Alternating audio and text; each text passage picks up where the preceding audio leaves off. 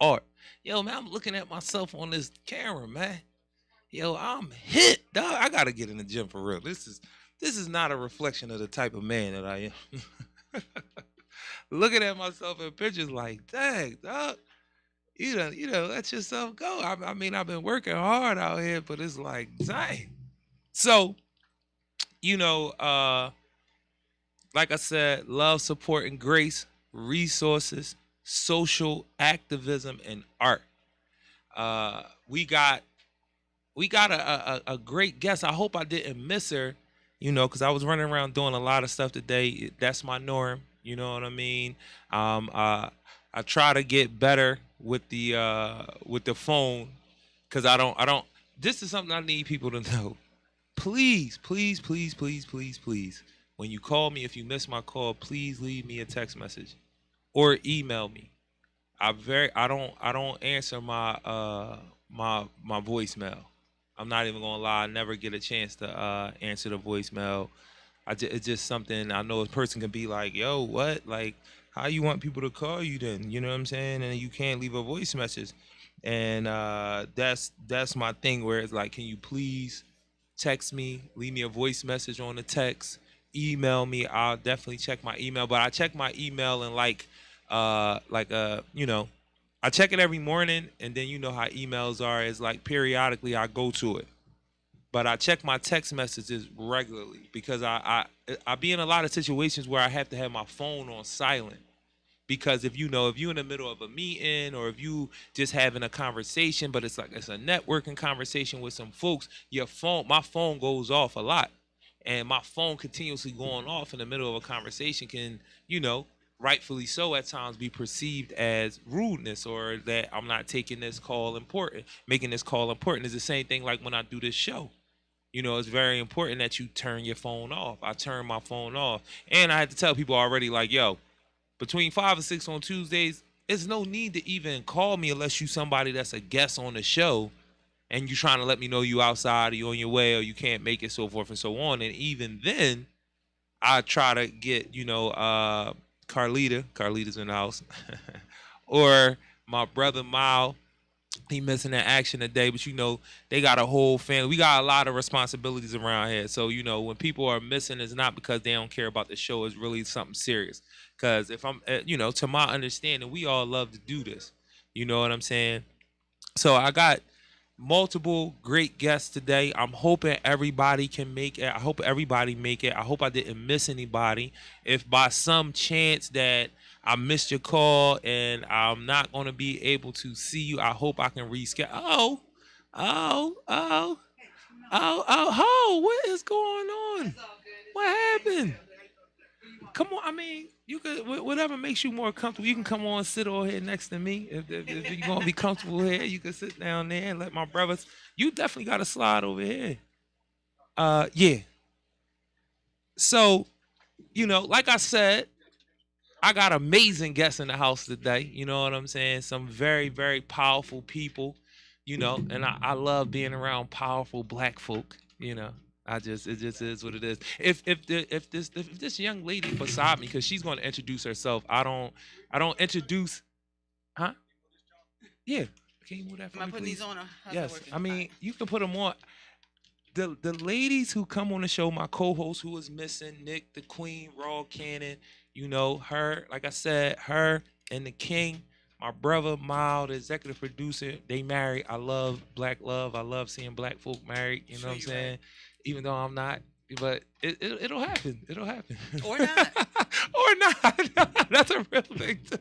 Or not. But I love seeing that these my folks is a family affair. They got 6 kids, so anything could be going on. My co-host, she just got her master's Good on for her. the 14th.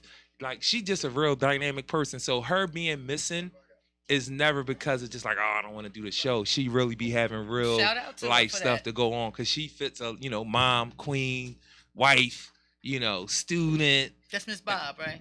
Uh, say that again. Miss Bob, is that who it was? Oh no, no, no. Her name is Overby. Okay. Nicole Overby. My bad, Nick. Now my law clerk gave me this information, so I wasn't sure Okay. exactly. And I appreciate what is her name? Diana? Deanna. Deanna. Wonderful Thank you, person. Deanna, because I know I'm a pain in the ass. Like, seriously, I know I am. And she was so patient when I talked to her the few times I talked to her, trying to make sure we put this thing together. I was and actually she was just outside so for a dope. while.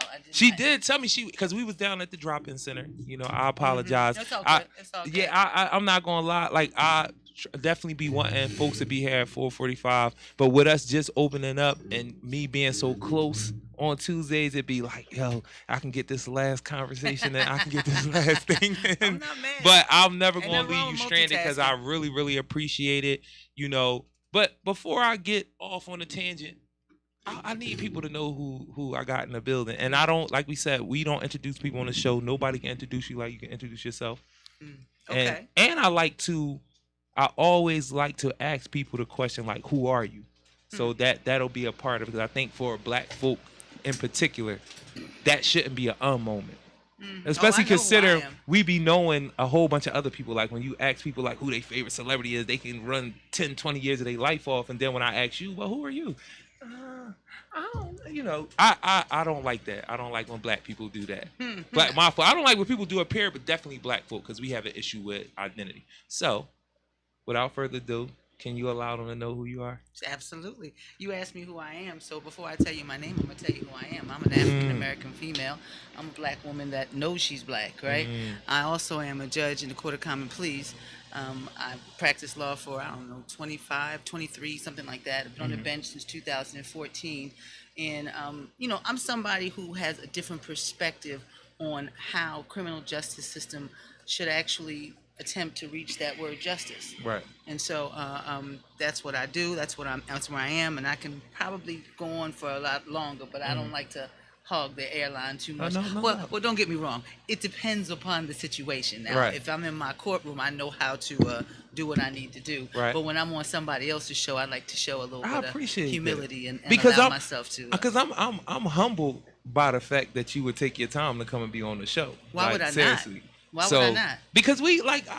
You know how it is sometimes. Like, I believe I'm a big deal. I'm not gonna lie. I'm one of them people. I'm very confident. But it's like me. Let me say something to you. If you're not impressed with you, why in the world should anybody else be? That's true. If you don't know who you are, if you don't know you're all that, why should anybody else think that? No, so no I know doubt. from the gate who I am. I don't need anybody to tell me. Right. You know. I know what I do. And I also don't need to toot any horns. It's easier for me to simply respond to a question, to try to keep it focused on that question, because I tell people all the time, I'm bilingual. I can give it to you in 14-letter words or 4-letter words. Which ones do you need? Which ones do you need? So, before I start getting into the questions, because I really do love doing this. I really like finding out about people. You know what I'm saying? Like, again, especially black folk. You know, ain't nothing wrong with it. I'm unapologetically a person of African descent. Unapologetically black. Yes. Nothing wrong with it. So we gonna let this other brother who was major down here on the other, and then he's a friend to the show. I love saying that, meaning the show been going on for a while, so he been on the show a few times, and this is a brother that I collaborate with, because I believe in what he do. So let him know who you are.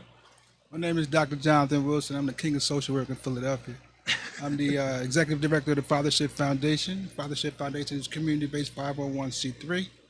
In addition to our signature programs, but I can't go into too many of them, we also provide community enrichment programs all year round, like our Octavius V. Cato Border Education Initiative, our bike drive, which is focused on children that are displaced by DHS, and also our community education and reentry programs. You need to be on my schedule. Oh, definitely. I pride myself on moving gentlemen from the non-skilled labor sector to the skilled labor sector. So, one of the first things that I want to touch on before we get all in the judge's business. This is not one of those shows. I want to, because I love that. That's one of the reasons why I do the show. This is a resource show. I love having art on here. I love people to sing, dance, whatever type of art you have. Not entertainment, but art, because we supposed to teach with our art, and that's big for me. That's why we changed it from entertainment to art. When we talk about providing resources, being social activists, and having art. But the show, more than anything, is a resource show. I want people to be able to look at our show week after week and say, okay, if we talking about reentry, you can go to a show that's going to give you information and people that's tangible that you can get with to do for reentry issues. If we talking about housing, we talking about juvenile justice, we talking about just overall criminal justice. Whatever we're talking about as issues in our communities, we want our show to be like a catalog for that. You can go to one of our shows and find out the information, and we'll keep updating it by bringing new people who are already doing it, who are doing it better, so forth and so on, people who are collaborating, creating new ways to give out resources and teach people and lead people through their life. Because I'm a big hold your hand person. I really believe, I don't believe, I know that that's necessary. That's another reason why the premise of the show is love, support, and grace. Because when I came home from doing 20 years in prison, that's how I got to even be sitting here next to, two great African folks, people of African descent in Philadelphia. That's the reason why I'm sitting here next to a judge and next to a doctor. You know what I'm saying? Because people showed me support. People showed me grace. Like, literally, at times, my brother James Wright running for a state rep, he gonna win today in the 188th. I would have had the shirt on, but I had to show another one of the people that came on the show some love, that I see you, I appreciate you, and I definitely want you to be in the building. So that's why I'm doing this. I'm kind of like sucking up a little bit to had a shirt on. You know what I mean? If you could look that up for me, because I know I'm gonna chop her name up. It's Naima. So Naima. The collection. Naima Collection. What's our Instagram, if you remember? When you get a chance, just like holler it out. Naima. It's Nayu. It's Nayu. Collection. Right. So I'm gonna reach out to her because we definitely need her in the building, because I'm a big proponent of being self-sufficient, and what she teaches people how to make their own clothes. Like, not just do the print and press and all that, but literally how to make jeans, how to make shirts, you know what I mean, so forth and so on. Does she also sell her own stuff? Yes, she does. I need that information. I can always, Oh, we gonna definitely link that up. Support. So, I'm sorry, say it again. Purses. What about my? She makes purses. Plus purses. Yeah. Well, one of the things that she does. So, I'm gonna jump right into it. One of the things that I liked when I came to your chambers and you had the resource event, and when you told me, like, you want, and I don't want to misspeak, you want like database approaches to how we do juvenile justice, how we do, I guess, penalty or whatever we want to call it. Well, okay, so I'm not in the juvenile justice system, because the juvenile justice system is supposed to be about rehabilitation, right? I'm not going to do a deep dive into whether or not they're actually effectuating their alleged intended goal. But I am going to tell you that there's not even a pretense that is what the adult criminal justice system is about.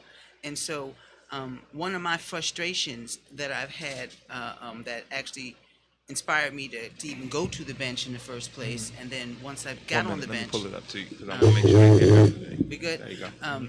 So one of my inspirations when I first began the endeavor to get elected as a judge was understanding that, it's not so much that a lot of the judges that are there are bad people. And don't get me wrong, there's good and bad in every category, right? But generally speaking, a lot of the judges are not necessarily bad people. They're ill-equipped, right? So if they're born and raised on the main line, but then their job becomes to sit on a perch and listen to a story that happens in the streets in North Philly or West Philly or down the bottom or whatever, and they're supposed to hear a story about what happens in the middle of the street, but they're born on the main line, how do they even know what fairness looks like? Wow. Right? So it's not so much that they're bad people as they are many times ill-equipped, right? Because they have no frame of reference to understand what it is they're supposed to be evaluating and thereafter judging. Right? Okay, and so that was one of the main frustrations that I had as I got on the bench, and as I walked towards the bench. As I got on the bench, the frustration became even clearer and clearer that judges generally are only there to punish people. right? Because if you think about it, except for intentional carve-outs like ARD, Accelerated Rehabilitation Disposition, right? That's an ARD program for people that's their first arrest and that kind of thing. Or unless you're talking about mental health court or veterans court, Right. or now they're trying to do a gun court 2.0 type situation. But except for intentional carve-outs, right? Right. The general method is judges sentence people, right? And if they sentence them to probation, they flub them off to a probation officer. Right. And if they sentence them to incarceration, they flub them off to the Department of Correction. And 90-something% of folks eventually get out, right? Right.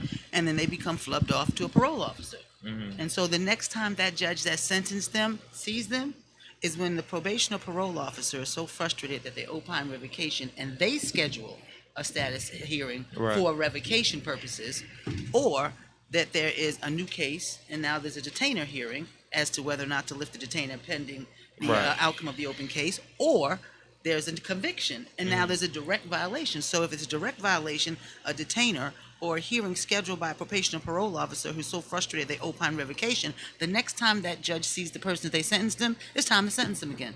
Right. So if every time a judge sees a person it's time to sentence them, when exactly do judges actually get to help people? Right. And so out of that frustration was born what I do in my courtroom. It's called resource-based sentencing and supervision. Resource-based. Right? Resource-based sentencing and supervision is a program that I have been working on since I hit the bench in 2014, and quite frankly didn't even have a name for it till about 2018 when it became more of a program that I'm now trying to share with other judges, of course, if they're interested, because Right. once judges get elected, they have the authority to do what they think is appropriate.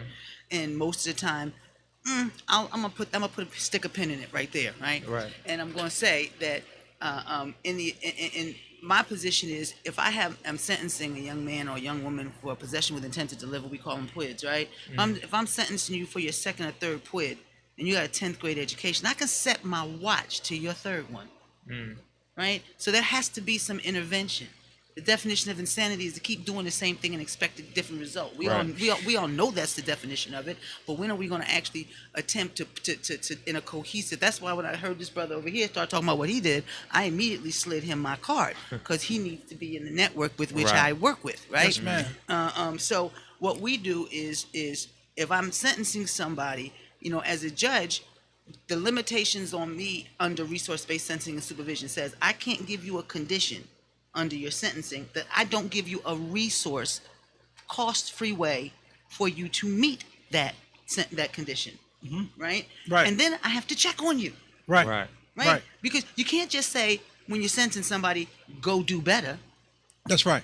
Because if you just say, here's your conditions, do this, and you get a high school diploma, get employed, do this, do that, and go do better. Well, I'm very sick and tired of people telling folks to pull themselves up by the bootstraps when they know Yes. full well I ain't got no boots. That's right. That's right. I So think we're in King the said business. the same thing. We're in the business of passing out boots, but we require you to use those boots. That's right. I That's tell right. people all the time, I can make 1 million orders sitting on this bench, but I can't make them follow any of them. I can Yeah. only make you sorry when you don't. I think what you're speaking to is your cultural competence in doing your job, understanding exactly what's going on. A lot of times there's a gap. You talked about my doctorate is in education. My undergraduate was in education. My master's is in organizational leadership. Things of that nature. That touches on everything, including Right. So I kind of tailor. sociology, Yeah, and so- trauma informed, and all of that. Yes, man. Best practices, evidence based, all that kind of stuff. So what it gets me is I understood I had a lot of theory. I mean, no, other way around. I had a lot of passion, but I needed theory to have that balance. And so what I did was I kind of tailored my education to be able to serve my community. And I talk to Jarue about this all the time. I went to a HBCU for undergrad, and I thought about the community, and then I thought about my experience there. And I said, wow, when I was a kid, when I was in undergrad at Cheney University, Wow. it was crazy because we had everything for that 3,000 or 4,000 students that they needed to thrive. We had our basics, we had public safety, we had housing, we had, financial aid, whatever we needed, but we also had the Distinguished Speaker Series. We also had the career advancement. We also had all those things. We had everything we needed to thrive. We had the social infrastructure for us to thrive. When you go back to the community, we did not. And so in our collaborations, in our partnerships, and the things that we do, we have to remember that we have to create the social infrastructure for our people to thrive. And that's going to take a certain amount of cultural competence, right? You can't have Johnny in the education sense. You can't have Susie Suburbia trying to understand Johnny Deprived. And we understand that. So my dissertation was on, parts of it, my introduction was on the education gap. And the research behind it, what the literature says is that dark-skinned kids are getting suspended more. They're overcorrecting them. They're, and you have to look at it in a perspective of structural violence. Well, listen, let me say something. I'm going to cut Yes, you off, but fine. when you talked about that in schools being corrected more, it's the same thing in the criminal justice system. It's cultural violence. You're finding out that the darker the skin you are, if you've done the same offense, somehow your sentence seems to be longer. Yep. Somehow. So what you're speaking to is those health, wealth, and educational disparities that come with the cultural violence that makes structural violence like carbon monoxide. Mm-hmm. So what is structural violence? Structural violence is the formal or informal ways in which a certain group of people, let's say a certain zip code of people, are inhibited from getting their basic needs, health, wealth, and education. And the cultural violence, the white judges doing too much, the conservatives falling somewhere on the racism spectrum, what that does, the cultural violence is the prevailing or prominent attitudes and beliefs about those people that make mass incarceration possible. So when I say formal or informal, say formal would be Jim Crow apartheid. But informal is your hospital not having the right cancer research, or not having the best pediatricians, or your school having the newest teachers. So we have to think about this in the right perspective so that we can affect the outcomes that we need. So, yeah, I love black people, man. I keep going to that because, we see the cultural violence. The reason why I go to this as much because I do understand it. I'm not going to say it to you the way the doctor said it to you. I might say it in a little rawer way, but I do understand being a dark-skinned man, how that affects different things that's happening to me in any given space, whether I'm in a store, whether I'm in a courtroom, with my people and other people, because of what they've been told about what dark skin means. Like, I might be dirty, or I might be meaner, you know what I'm saying? I might be more violent. More prone to violence. Exactly, just because of the color of my skin. And my own people have been trained, orientated to believe that as well. Mm-hmm. So the reason why I'm inspired and I get so hype about hearing black folk being able to, because I know those things are false. Yes. The things about my black skin is false.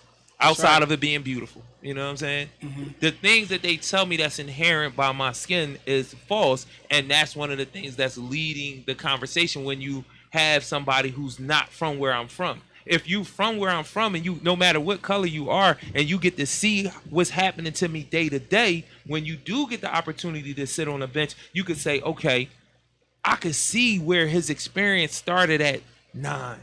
You know what I'm saying? And it led him up to being in front of me at 14.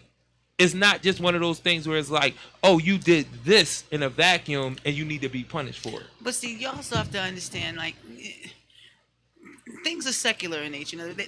They go around and they come around. Like, when I heard what you just said, all I could think about is the basis upon which the Brown versus the Board of Education was separate but equal. Yes. But the basis upon which it was dispelled, the basis upon which the Supreme Court had found that separate is inherently unequal, right? Mm-hmm. And that basis was a sociological study where they took African American children. Yes. And they showed them a picture. And the thing about it was, you're obviously very familiar with this, but I'm not sure that our listeners are, or anybody else is. I love that. And so they showed them a picture, and they wanted to make sure that there were no differences but the skin tone, so that they had the same. If the hair was straight, the hair was straight. Whatever the hair was, it was the same in both pictures. There was just a light to white skinned person. Image, not even a person. It could have been a character. Mm-hmm. It could have been a character or an actual person, a picture. But they were identical in every respect except the skin. and there were darker skins and lighter skins, and then there was there was lighter skins and white folks, and they asked our children, who do you think is smarter, just by looking at the picture, and they picked the lighter or whiter person. Who do you think is happier? Who do you think is more intelligent? Who do you think is wiser?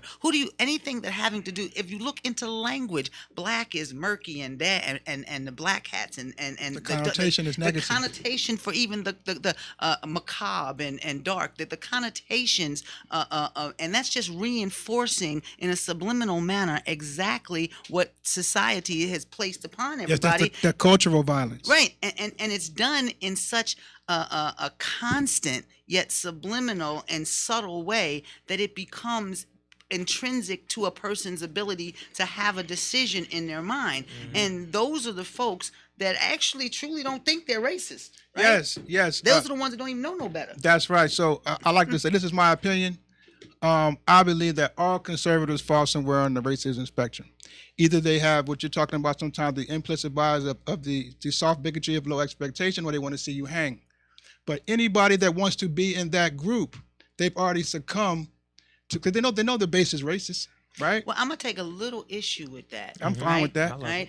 And that little issue is this: there is an undertone of racism, undoubtedly, but there are people in that conservative spectrum that are there for greed reasons, right? True, I'll say that. So look at the Black Republican, right? Look at the Black Republican. Attention seeking. They know that they will stick out as a Black Republican, Yeah, this, and they feel. Tim Scott. And I'm not going to mention names. I'm not running for office. But look. I still have to have a job when I get That's right. There ain't no doubt. Come on, man. Don't do that to her, My man. fault. I'm gonna say it to you like this. I'm gonna her. say it to you like Right, this. right. Listen. I'm not paranoid enough to think that everything I say and everything that I write is actually going to be published in the newspaper. But I think that because that's how I stay safe. Right. Yes, yes. You understand what I'm saying? And that's not a paranoid. And we need you on the bench. No. When I say no. No. I'm not saying. No. I'm saying when I say I'm not paranoid enough to think is I don't actually believe that every utterance is. I believe that it's capable of, and I therefore better act like it is to protect myself. That's right. You understand what I'm saying? that's what I was saying. Like, I wasn't saying that you were paranoid. Right. I'm like reiterating what you saying. Like, that what she's telling you is a strategy. Exactly. I'm looking at all of this strategically. I'm not paranoid. I'm not. What's going on? If they gonna get me, it's like you gotta have a strategy. But basically, what I'm saying is that as long as I'm careful, you can't get me, whether you want to or you're not. Right? For example, if I'm talking to if I'm talking on the bench about certain things, I'm not able to say certain things because then people will. You know what I'm saying. I understand exactly what you mean. Right. So I want to touch on something you said earlier. It just struck me so much. You talked about that judges are there to punish, and sometimes people from the main line having that break in cultural competence and not understanding. It's just not being racist or anything, but just not understanding what they're dealing with, and maybe falling victim to cultural violence because cultural violence makes structural violence invisible. Right. That's when they say, no. I'm not doing it because he's black. I'm not following. But the data says something different. Right. No, but they'll say, I'm not following him because he's black. I'm just saying that I've been robbed 5 times and it was by black people, and so I have a right to feel this way. Yes. And it's utilizing information to back up whatever your mind wants to they're think. confirming biases. Yeah. So one of the things that I can say this, that I won't cry, but Judge Means, that was my judge, and Chiquita Bryce was my PO, and they're a part of the reason I'm a doctor today, because they knew how to deal with me. I had 2 robberies. I was looking at a mandatory Tracy. I caught a strong arm on an accident, fighting over $30 or something small. 55th and Market at the top shelf. I asked some guy, he owed me $30 or something, and we both was drinking, and next when I was walking, I was a vicious knockout boy. Knocked him out, took the little $13. I wasn't trying to go in his pockets. I broke my finger right here, went into the 24-hour pizza shop, and woo, 55th and Pine. I knew I had to see Means. Now, anybody that has Judge Means knows that's your back judge. just tell your front judge, listen, I want to put this in front of him. Let him hit me so I can hurry up and get home.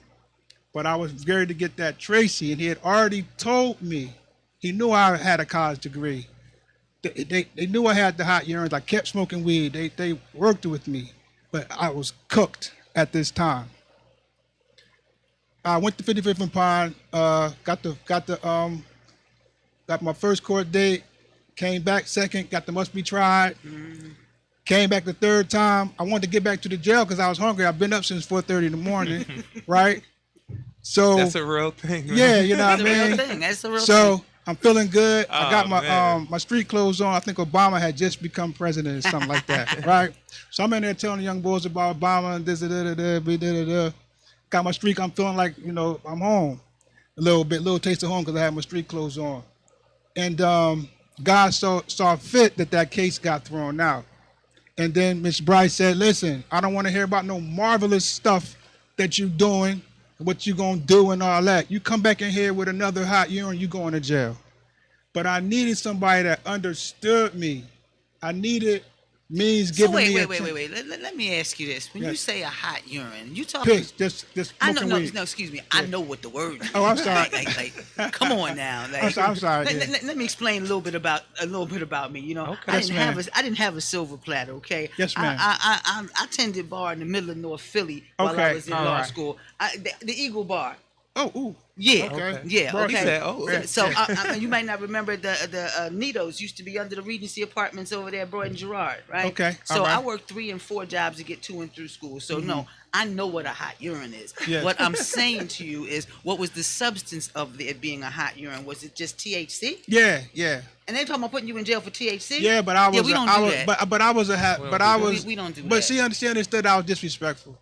I just blew anyway, and she knew I had so much potential. You see what I'm saying? So it was about, and also she also knew, because we talked about it, because me not smoking weed is a turbo button. Me not having anything in my system is a turbo button. That's why one of the reasons why I'm a doctor today, because I stopped smoking weed, cigarettes, all that. And if I wouldn't have did that, I probably would be just like at 80%, 90%, maybe. But see, let me say this to you. That's my experience. But let me just say this to you. Like, I ran across a lot of folks. Like, some folks need something to keep them even keeled, right?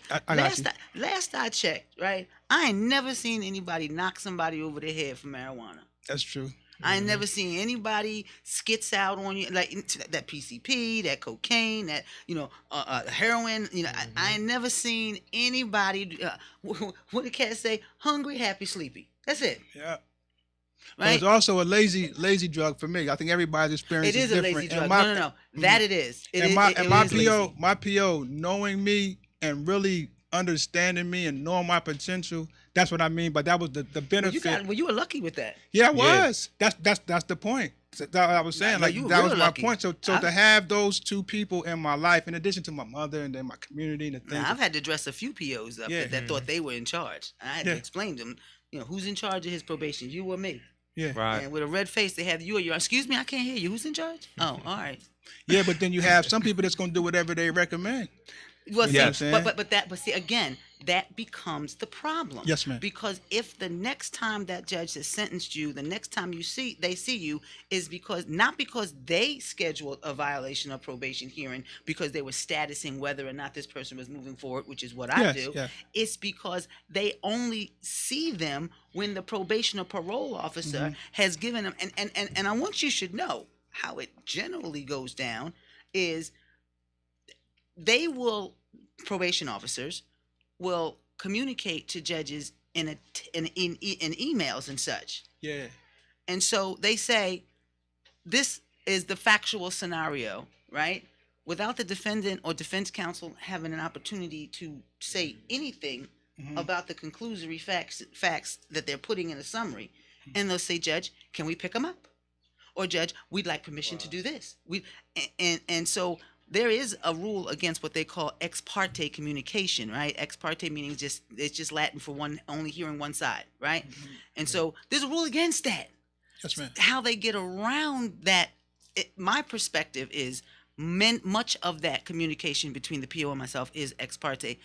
Technically, it's not, because technically probation officers work under the judge and they're just giving the judge information upon, this defendant did or didn't show up, was or wasn't hot urine. So they're supposed to be kind of like an assistant sort of to the judge, right? And so it's supposed to be we're all part of the same team. However, if you take as gospel everything the PO says without putting it through this is supposed to be an adversarial system. An adversarial system means you're supposed to hear both sides, and you as the impartial non-agenda individual authorized to make a decision, hearing both sides, can wade through the crap of what both sides are saying, and then come up and pretty much have all the information given to them from each side.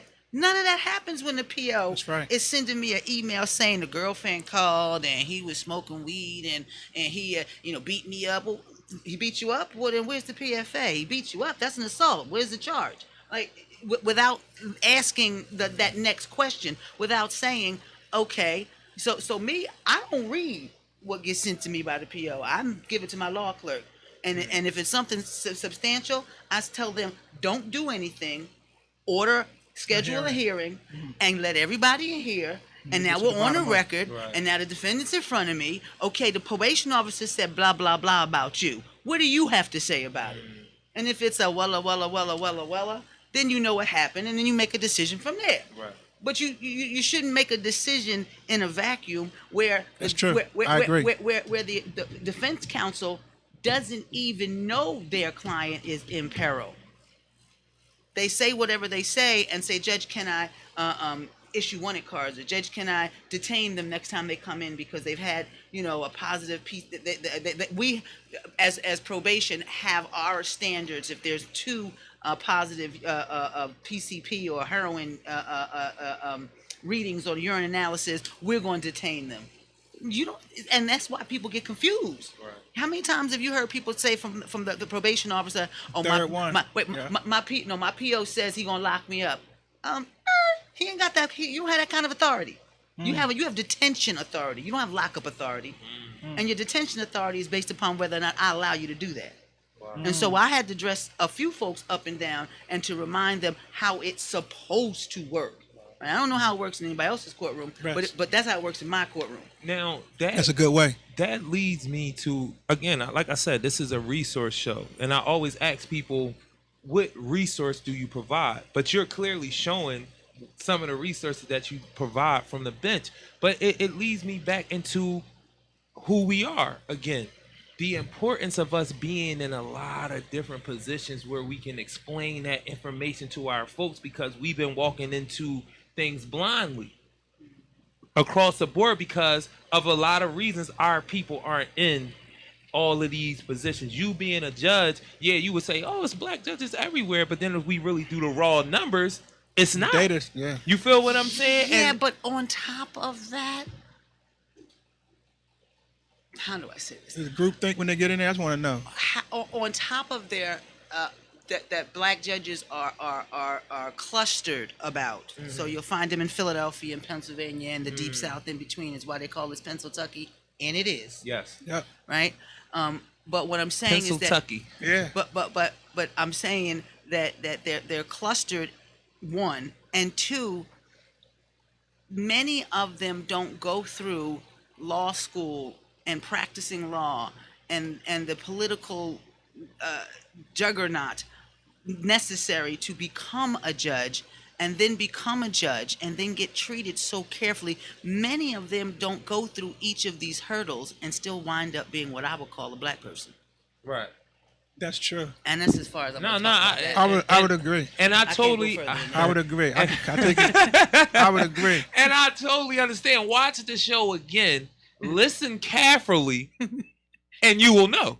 That's how I'm gonna give it to y'all. I know what she's saying, and I ask. Can I say something? Go ahead. It seems that when you're going up the people that earn these terminal degrees and get into these positions in academia, law enforcement, they tend to assimilate with the majority of people there, which are precisely what I was saying. And and the culture of cultural violence is like, right. If you look at the numbers, the health, wealth, and sentencing disparities are there.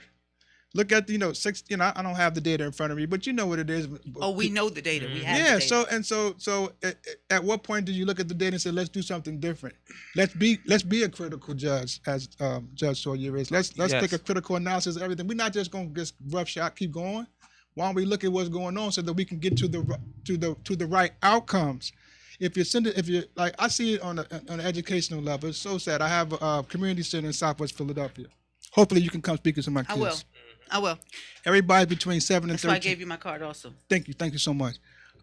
Everybody's between 7 and 13. They haven't even seen enough sunrises and sunsets yet, and they're already going through the same nonsense, the cultural violence. I see the darker kids, or the more kids with certain personalities being, or the kids that have the thicker lips or yes, the bigger noses, or they have, or you can tell by their or the nappier hair. Yes, or their clothes are maybe soiled. Or their clothes. And all my kids are Title I, so you can just think about what's going on. So, but my issue is that I see things like what I've experienced is that kids are getting detentions in school detentions for a week without nobody talking to the parent.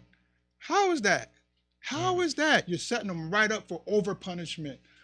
Grief counselors that can't relate. They're calling me to do the Zoom because the kid's like, no, I'm cool. I don't want to do it. They're just checking off the box. And I'm not running for nothing. You have a lot of people that may come from the Caribbean that are over punishing as well. Maybe we should fix that. Maybe you should run for something. Well, maybe 10 years, I got a lot of felonies, a lot of saying. shootings. So, you know what I mean? So I got it.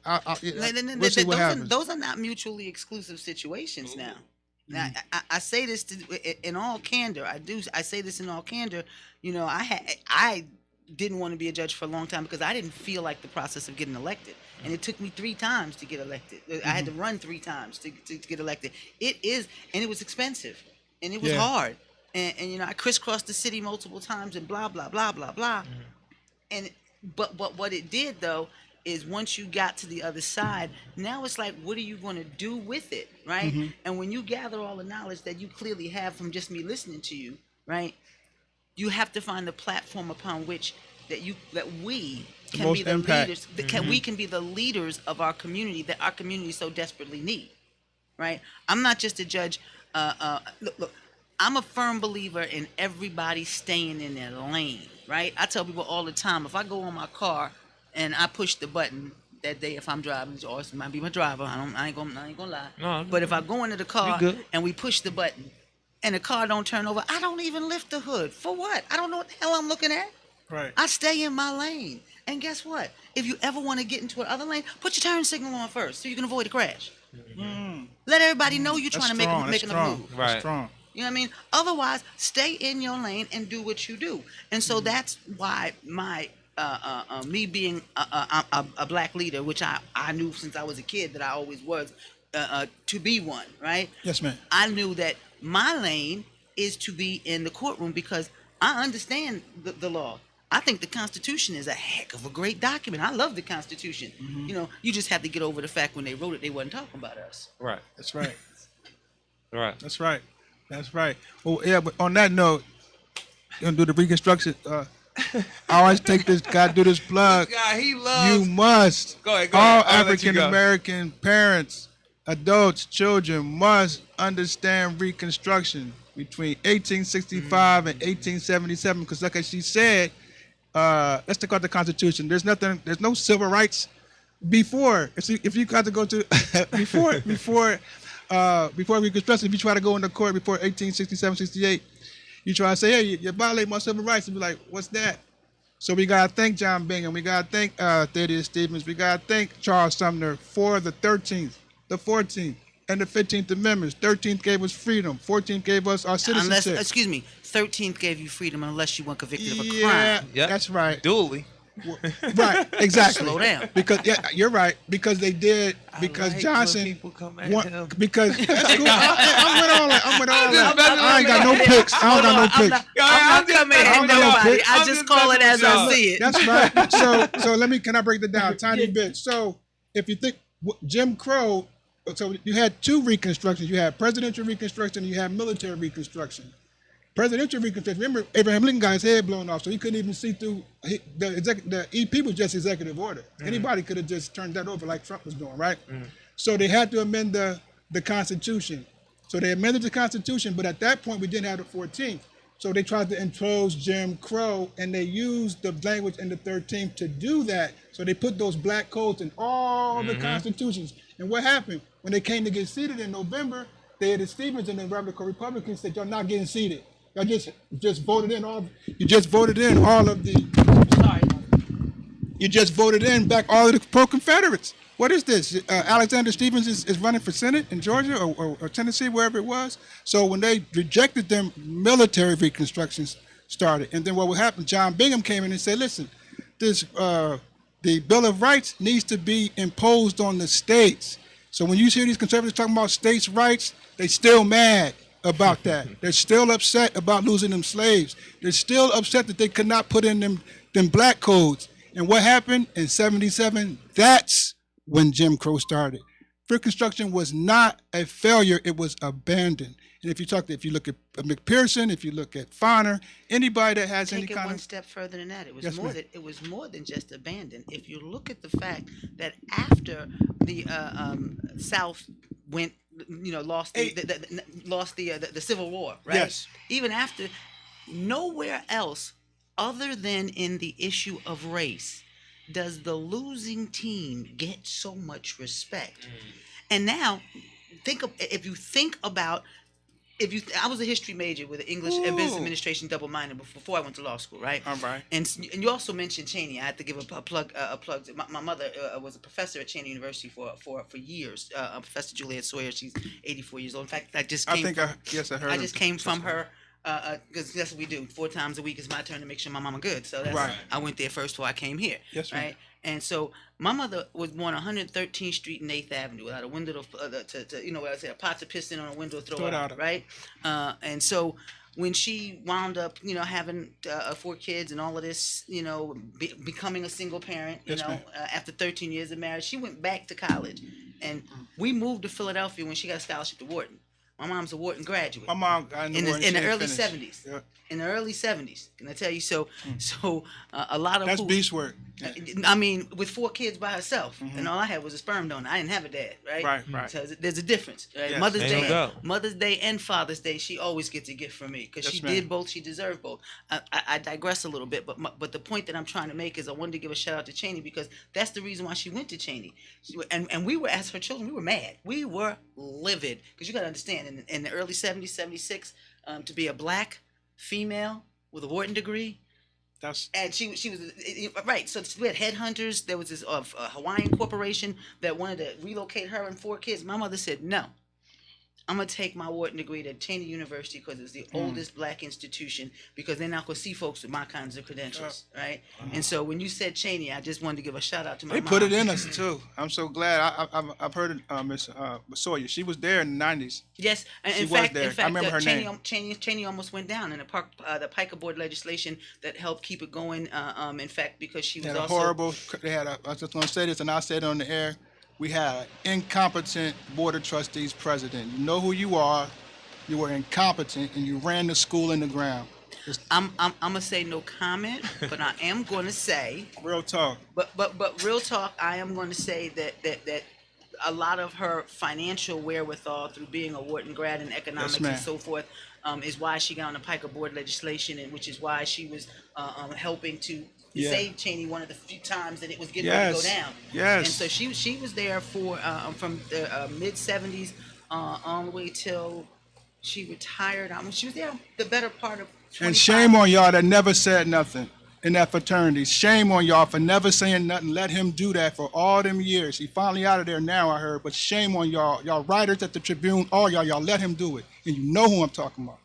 Well, I'm not gonna say I know who you're talking about, but I can tell you I understand why these things happen. You know, it's like if 2 people agree to go rob somebody and only one get caught, they're not gonna snitch.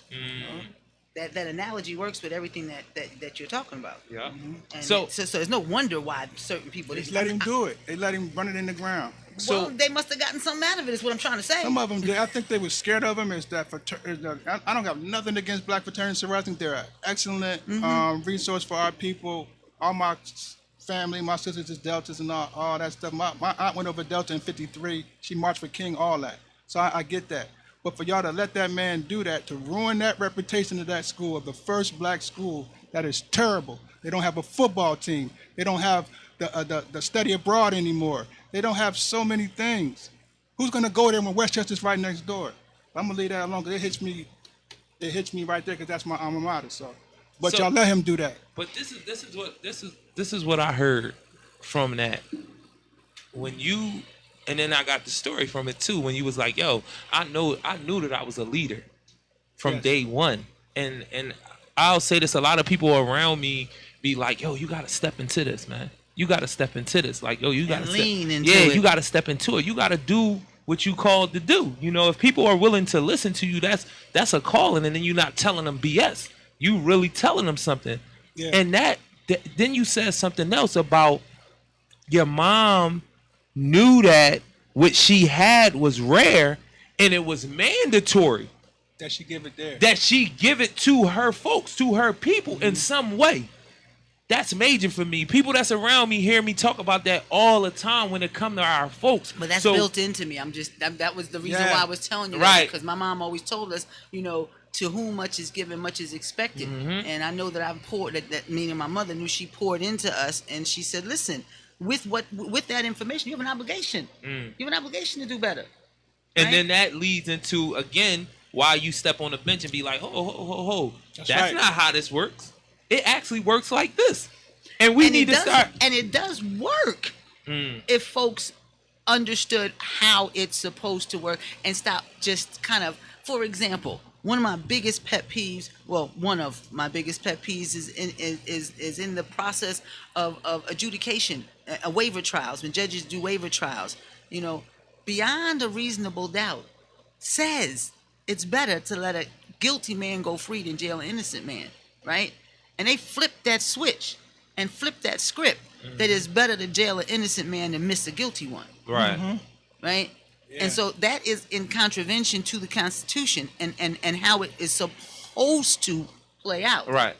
And so that's what I mean by I love the Constitution. Yes, ma'am. And they just wasn't talking about it. Right. I agree. That's right.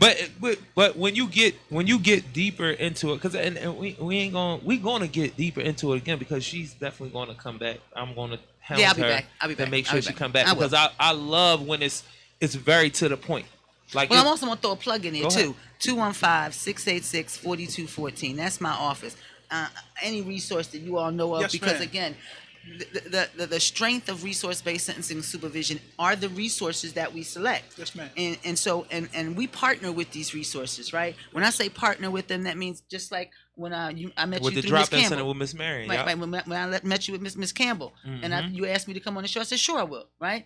And that's because, as my mother always told me, a one-way street don't work. Right. It's got to be a two-way street, right?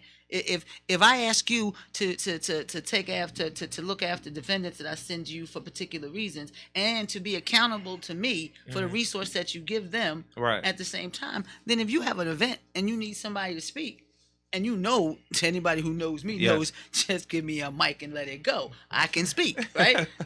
So I say to you that it's my responsibility. Right. You know what I mean? At some point, how many times you want to keep answering my phone call if I don't answer yours? Right. That doesn't even make That's sense. So true. That doesn't even make sense. That's so true. That's true. I agree. But I left that number out there for those that have resources like this brother here. That's right. Call my office. And this my is a resource show. Again, my that's why she's interns here. will get you an interview with me if you have a decent resource.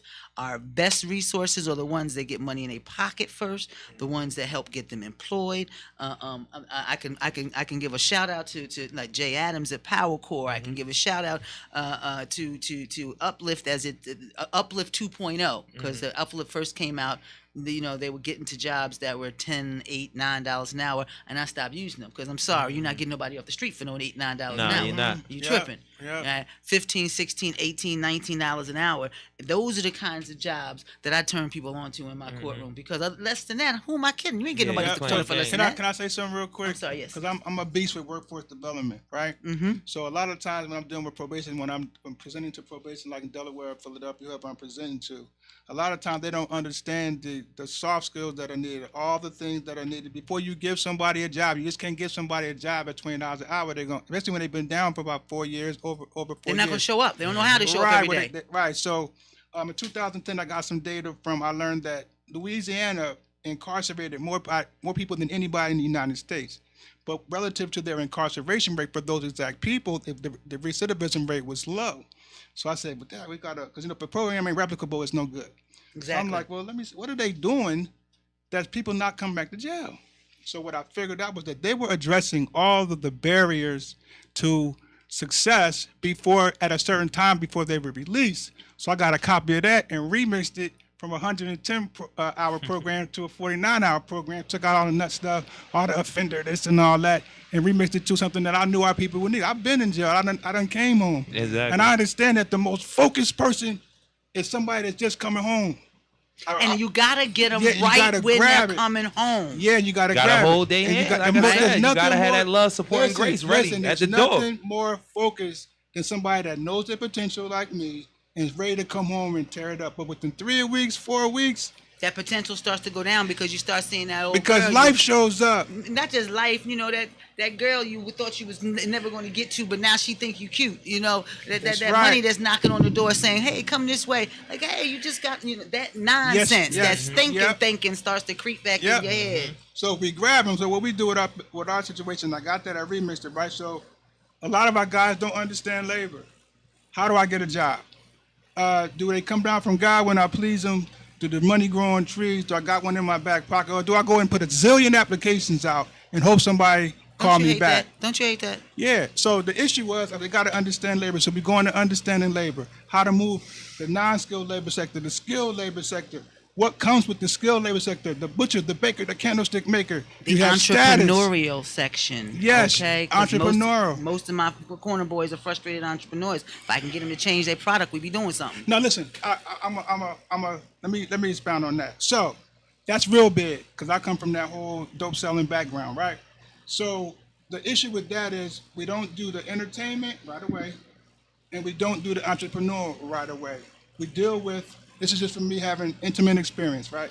What we deal with is understanding labor, understanding how to get a job first, leverage that to your entrepreneurship. Of course. Mm-hmm. So we do that so we understand the labor, then we got a unit called employment preparation.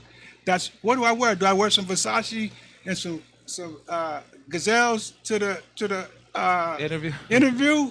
What should I wear? All I know is what I do wear to the club, and it's nice. Nah, this is what you need to wear. All right, so we go to interview, and all that kind of stuff. Then secondly, we do acquisition, right? How do you get a job?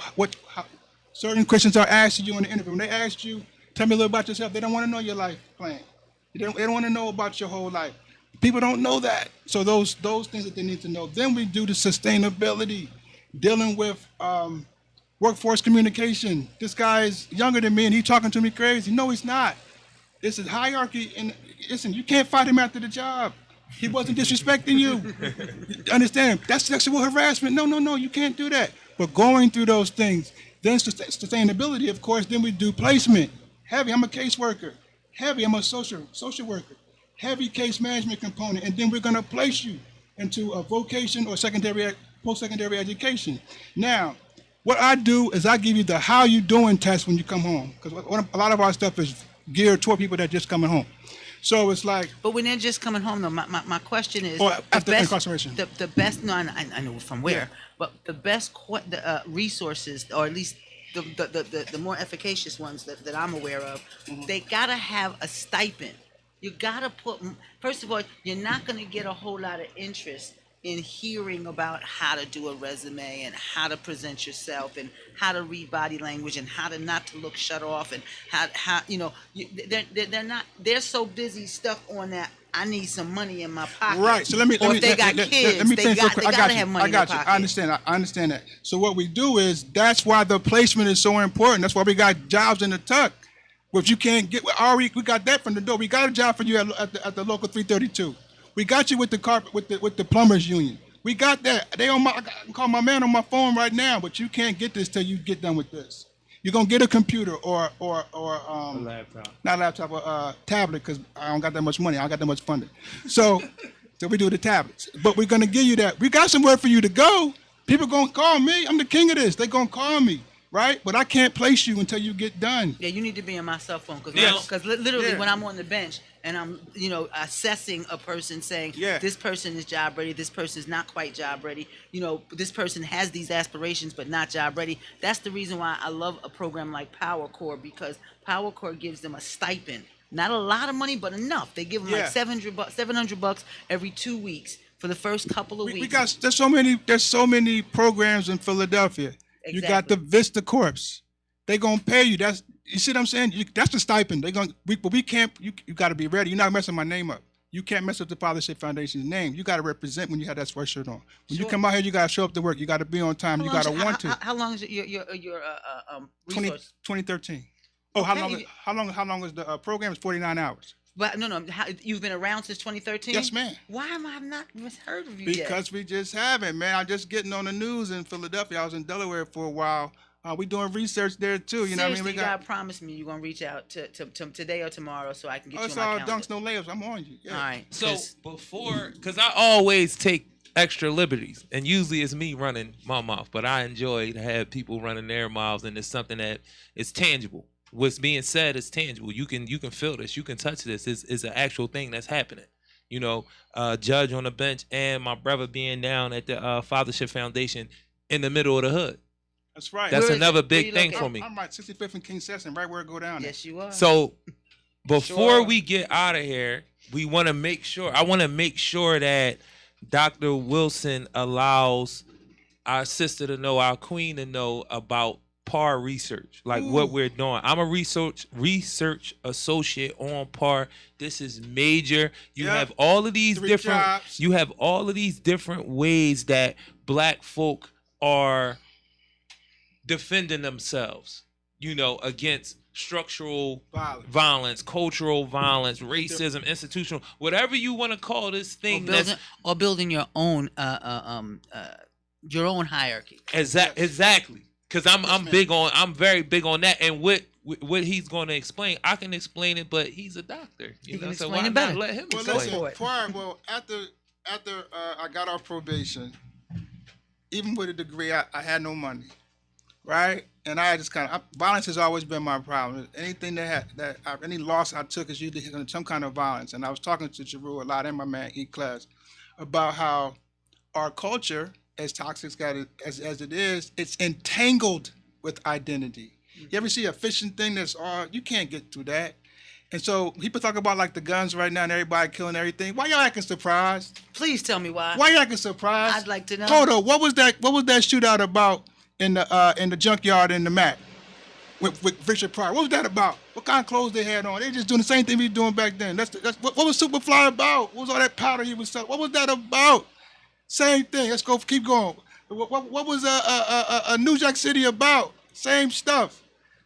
What was Minister Society about? The same stuff. It's just it ain't Tupac and Biggie. It's King Von and Lil Durk. Why are you surprised? What is this? No, it's not. We have a toxic culture, and we have to deal with that. And we can't just stick to the HBCU culture and all that. And I gotta say something else about that. Yes. Like you can literally take most of the things that are happening and trace that right back to slavery. I'm so sorry. Oh, all of it. Because what happened when you didn't do what Master wanted? He whipped you. Yeah. What happened when you tried to learn how to read and your mama was scared that Master would learn how? You got whipped. Yeah. Violence. And violence is part when they snatched us in the first place. Violence was part of the DNA. How we Treated. We're treated, and therefore it's the same thing. What do hurt people do? They hurt people. Yes. Right? And so that's what we learned. Oh, I'm never going to do that again. I lost my foot. I guess I can't run away no more. They chopped the foot off. So you can same thing about us having a hard time getting people to open a book.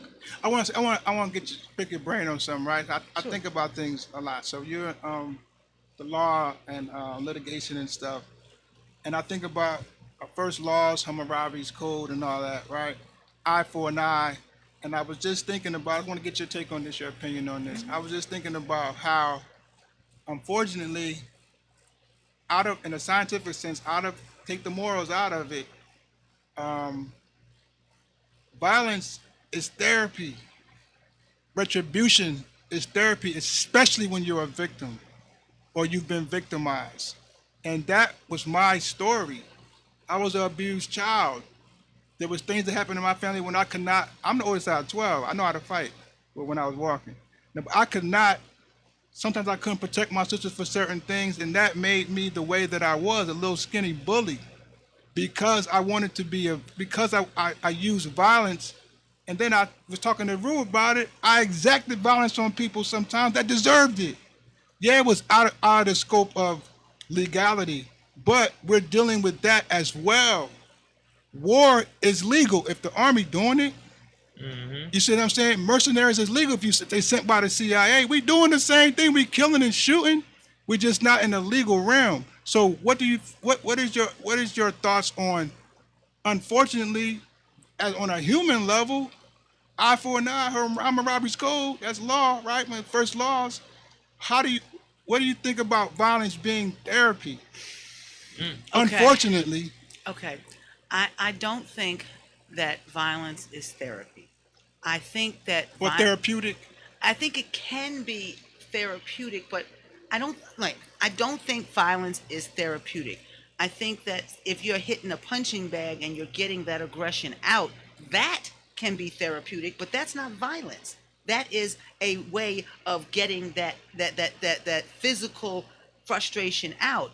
I think that violence is when you actually commit something against another person. You punch somebody in the mouth. They look. Somebody don't know how to shut up and say one more word. Say one more word. Yeah, but what if it's like this? I was talking to E-Class on the way here. Somebody tried to rob me. They came in my salon on some nonsense.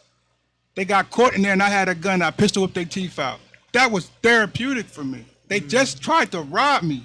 Three of them just had guns. They was on my head. They just shot off in my barbershop. So you might feel justified in doing what you did because they started it, and I understand you. But therapy, we have different definitions of what therapeutic working definition. is. All right. Right? Because to me, therapy exercise negativity to positivity. Right? You just got your shit off because somebody tried to rob you. Right? That's not therapeutic.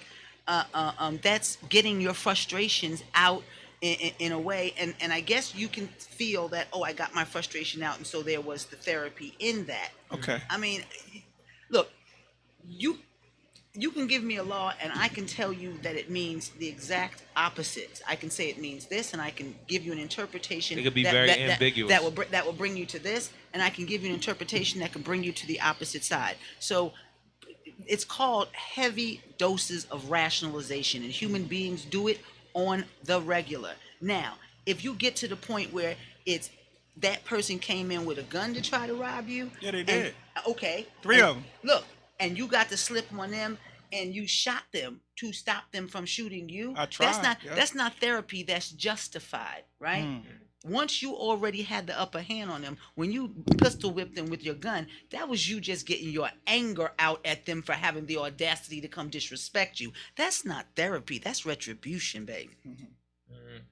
Okay. So before we get cut off, and I love that because we can have a conversation as men and be like, yo, it's certain lines, and then whatever I do is justified. You know what I'm saying? But that's what I heard. Right. But then that's not, I guess. But yes, then ma'am. we get into a like deeper conversation. That, huh? Exactly. But then we get into a deeper conversation and say, well, how did I feel at that moment? Like, okay, I didn't cause I was it. angry. Right. And now that's when the therapy question comes in, because me and you having a conversation, and it's like, nah, man, I felt kind of relieved, man. Like it calmed me because I knew I ain't started. You did whatever you did. That's because he felt justified in what he did. And and arguably you were justified in it, right? But again, just like me sitting as a judge, and I'm sorry for monopolizing the conversation, but that's again, and me sitting on a bench and I'm listening to people that did some things they shouldn't have done. Yes, right? ma'am. But I'm talking about this one guy. I can't give you his name, of course, but this is somebody who I'm sentencing him on his third possession with intent to deliver, and then on the fourth one, he also had a VUFA, a violation of uniform firearms. Actually, got caught with a gun. But what you want to understand is he got shot the year before, so his first two PIDs. It was just PIDs, possession with intent to deliver. By the third time, it's because he got shot after the second time. So he was carrying the gun in his mind for protection for what he was doing, right? And so it's still because he had a prior felony conviction. Now he's 6105 and eligible, so now it's a whole nother charge, a whole nother felony because he had that gun, but he didn't have that gun to shoot somebody else. But if something went down, he probably would have shot somebody else. And ergo, the reason why once you have all these felonies, you can't have it. So what I'm saying to you is that the human being can rationalize all kinds of things. And if somebody scares you with their behavior, that doesn't mean, I'm digress from my point. For this young man, he had both of his parents got killed in an auto accident when he was 14 years old. He got his first case 6 months after he became an orphan because he was the oldest of two. He had a younger sibling that was like 5 years younger than him. So he started slinging because he didn't want them. He didn't want to go in the system. He didn't want his sister to go into the system, right? And then living in that life, he had to harden up if he was going to be successful. So fast forward after he's 16, 17, 18, by the time he's 19 or 20, he might decide, okay, I need to go take this money over here because I don't have any money for this package. And so he might have been in your store robbing you because of whatever was going on with him. Right. So that doesn't make you right to just to be. You were angry, and you were understandably angry, and you were frustrated, and he scared you. And when you got the upper hand, he bought and paid for it with whatever you decided to do. But I just find it to be far more therapeutic for if you had disarmed that person and say, I don't know what's going on with you, but that doesn't give you a right to steal from me. You come back here, then you're going to get what you get. But it should be in defense of your life, not because from what you told me, you already had the upper hand. He bought and paid for it because now you're getting all of that frustration and anger off that he created by coming in there trying to steal from you, right? But once you had the upper hand, once you were no longer in peril to your life, there was nothing therapeutic about it. It was happening real fast. But it was retribution, though. I mean, look, and even if it was happening fast, the first time you hit him and he fell and he's gone, he's down. You got his gun, he can't do nothing to you. That second and third hit was just for you. Actually, we ain't gonna get to the action. He ain't had no gun. The other two had left. What I'm gonna say is, I'm gonna say is, it's levels to everything we deal with, and I love conversation, and that's how we get to those levels. That's how we get to those understandings. That's how we start engineering our own thing. Like when you were just saying earlier, when you was like, oh, we can take it a step further and we start creating our own regulations, our own structures, our own organizations with our own rules and norms, and and you can actually build them inside of their structure.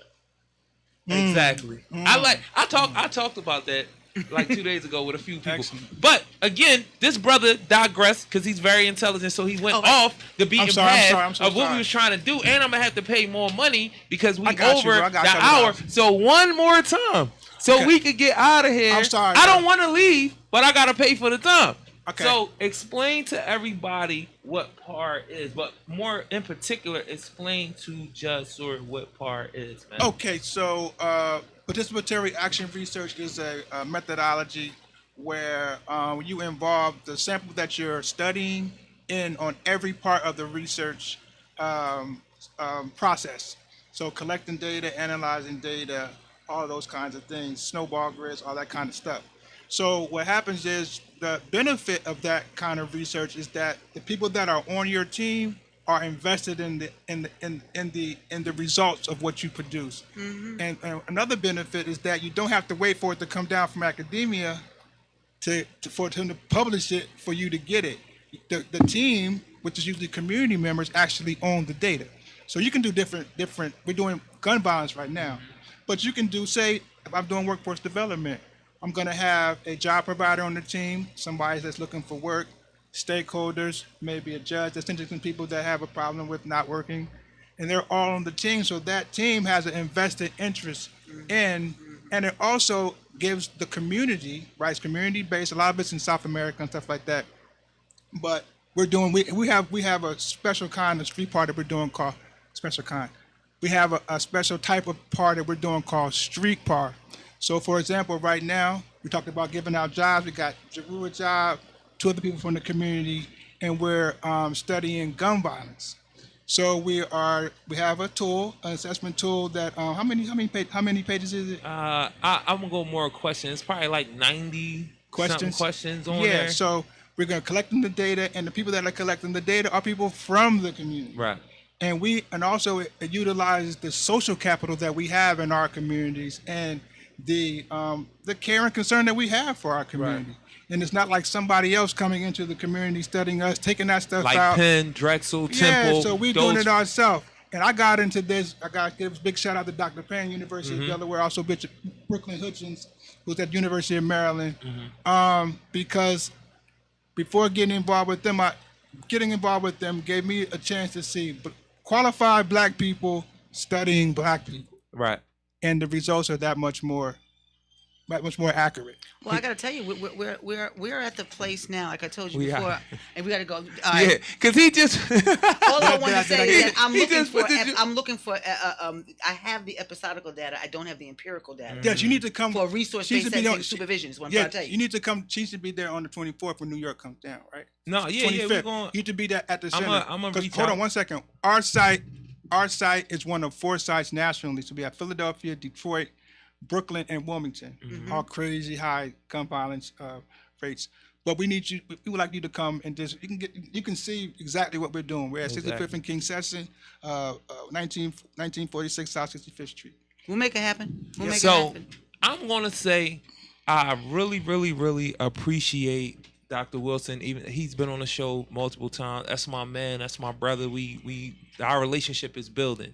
And I truly appreciate you sitting outside. She sat in her car. She was waiting. I was here for an hour before, too. How long you was here don't matter. 6-4. I know it don't. How long she was here, considering she sits on the bench and she is a judge, and she sat outside and waited to be on PSA, Philly Service Announcement. And she provided a real resource with true information and things that I've been through the court system, was fighting my case for 15 years, like trying to become a lawyer to get out of prison. And it's things that she's explaining as a judge that we just didn't know. Right. And I didn't know the part about, and I didn't know that it was judges that would do this to allow POs to know, listen, you stay in your lane and do what you're supposed to do, and I'm going to stay in my lane and do exactly what I'm supposed to do, and we're going to get the result out of the people we're supposed to be helping, rehabilitating, whatever you want to call it, the proper way. So, again, thank you so much. Thank you, sister, for being open with the situation, because I done been around some bougie folks that be like, so we need our focus. What are we doing here? You know what I'm saying? But yeah, I really, really appreciate it. I'm the assist. My sister, my right-hand sister, Nick, Raw Cannon, the Queen, the executive producer, Mal. You know, I'm going to holler at y'all in a little minute. Carlita, my niece, Z, who didn't want to be on. She was supposed to be co-hosting with me. She got scared. She got shook on me. You know, no. She told me something else, and it ain't for me to tell y'all. She just couldn't be on the show right now. But she'll make it. We love y'all. We appreciate y'all. That's what we doing out here. Holler at us next Tuesday. All right.